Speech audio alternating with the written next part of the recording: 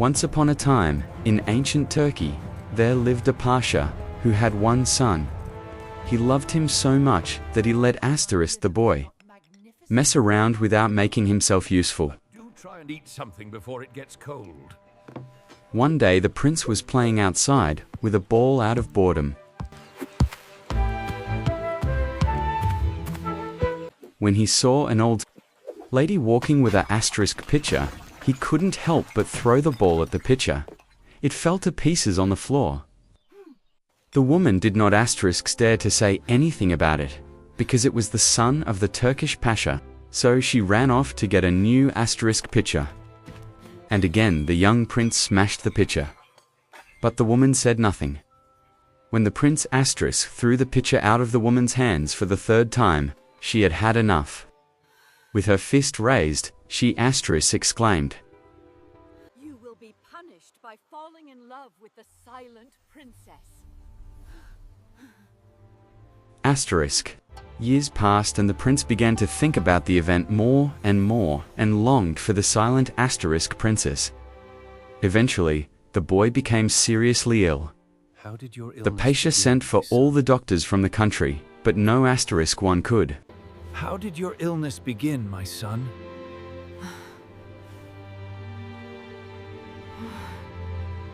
The pasha asked one day. Then the boy told him what had happened asterisk all those years before, and what the old woman had said to him.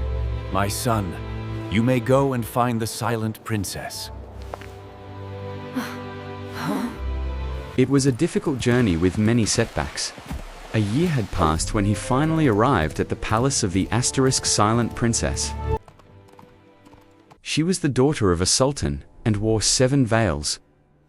She was said to be the most beautiful asterisk woman in the world, but no one had ever seen her. She didn't say a word. Whoever got her to talk got to asterisk marry her. Many princes had tried, but none had succeeded. And all had to pay for their attempt with death. The prince, who was head over heels in love, understood that it was very dangerous, but it didn't stop him. Asterisk at the market near the palace, the prince found a merchant who had a nightingale with him. The bird sang asterisk so happily that the prince stopped to listen and asked the owner if he could buy it from him. The prince asterisk took him to the inn where he was staying. Thank you. He is wonderful. That evening the prince lay agonizing over how to make the asterisk princes speak. Then the nightingale whispered in his ear, "What makes you so sad, my prince? I'll help you, asterisk, don't worry. Do exactly as I say, and everything will be fine." That evening the prince knocked on the sultan's door with the request to speak to the princess. The sultan asterisk allowed it, and the prince was taken to the princess's room. There, he hid the nightingale behind a large asterisk candlestick, just as they had agreed. The prince began to tell about his adventures, but the princess did not asterisk flinch. Then a voice came out of the candlestick and said, "Well, now that the princess doesn't seem asterisk interested in a conversation, I'd like to talk to someone. Shall I tell you a riddle?" "Yes, please," replied the prince, just as they had agreed. Asterisk the nightingale began. Once upon a time there was a princess who could not choose from 3 brothers, asterisk, whom to marry. That's why they had to be tested. The smartest of the 3 was allowed to marry the asterisk princess. They were given 6 months to prove which of them was the smartest.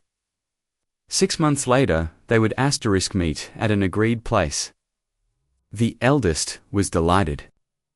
"I think I will win the princess, because not everyone is asterisk able to travel half a year in 1 hour." The second brother had learned to see from a great distance. The asterisk's youngest brother had learned to bring the dead back to life. All the brothers felt they were entitled to asterisk marriage. The middle brother shouted, "Let's see what is happening in the palace right now." He sat cross-asterisk-legged and closed his eyes. "Oh no," he cried. "The princess is very ill. She is dying. I can bring her back to life with a cure," said the youngest brother. The eldest brother said, "Make the mixture, and I'll bring it to her asterisk in no time." The mixture was made, and the eldest brother was just in time to save the princess with the asterisk medicine. Now my question to you, Prince, which of the three brothers won the princess? "I think the one who made the medicine," said the prince. But if the middle son had not seen from an asterisk distance that the princess was seriously ill, no one could have married her, cried the nightingale. And so a asterisk heated conversation ensued, until the princess suddenly exclaimed, "Oh fools! Don't you see that it is the asterisk eldest who is entitled to the princess? For if he had not had the power to reach the palace in time, the remedy would have been useless." At the sound of the voice of the princess, the servants ran to the Sultan to tell him about the miracle that asterisk had taken place. The Sultan rushed to his daughter, who understood that she had been ambushed. So the asterisk princess kept her mouth shut again, but made it clear to her father that the man who wanted to be her asterisk husband had to get her to speak 3 times. The prince quickly tucked the nightingale under his coat unnoticed and left the palace. "Why so gloomy?" asked the nightingale, as soon as they were safely outside. "Everything went just right. We're going back tomorrow, and don't worry, you just have to trust me." The next evening, the prince paid another visit to the palace, and placed the bird by the window. The bird asterisk skipped undetected to the top of the pillar. Again the prince started to talk, and the princess didn't make a asterisk sound. Then the prince went to the window, and said, "Well, Pella, the princess doesn't seem to want to talk tonight. Maybe you do."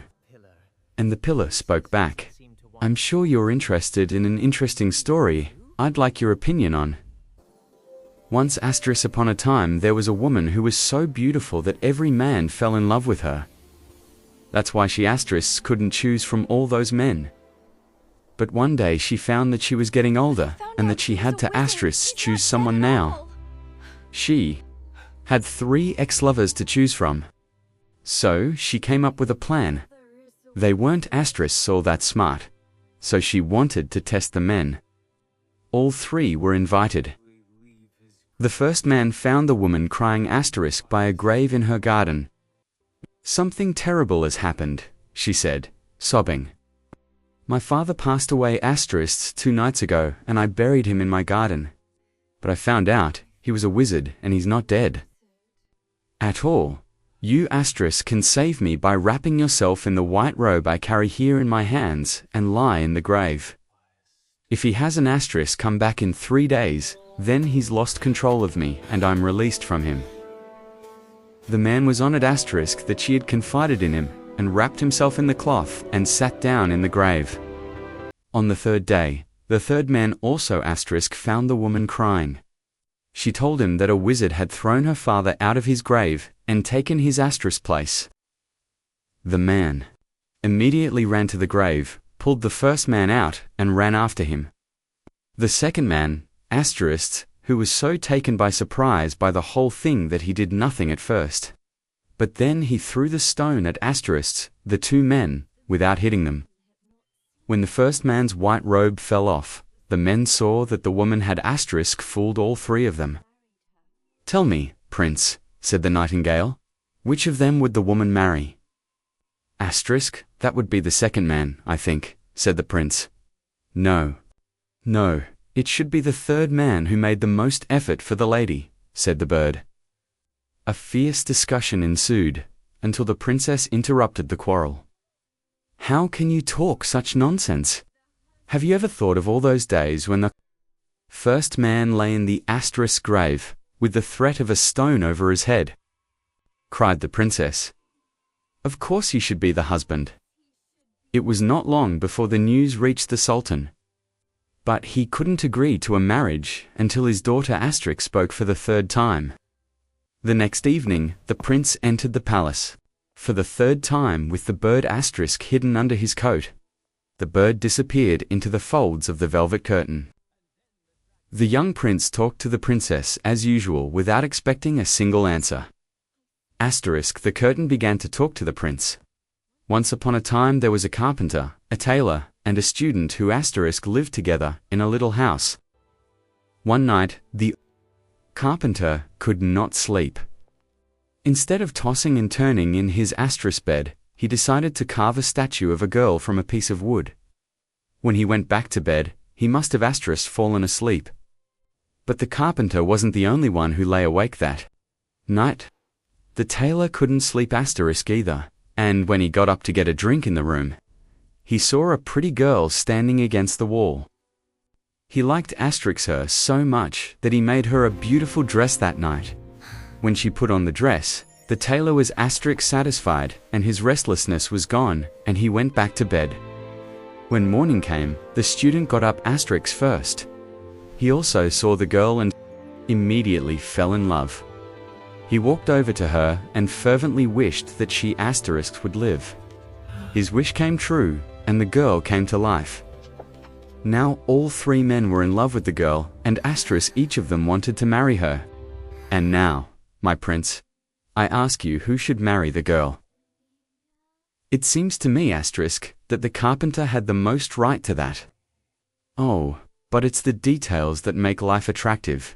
So I think the tailor would be the right choice for her, cried asterisk the prince. Again the princess forgot her tacit intention, and cried aloud, "How stupid are men! It is the asterisk student who has brought her to life. Who else should marry her?" And as she spoke, the 7 veils fell from her. And there stood the most beautiful princess the world had ever seen. "You won me over," she said with a smile, and they married soon after. They lived happily ever after. They asterisk had many children, and the old woman looked after them, which gave her great joy and a wonderful life. Asterisk.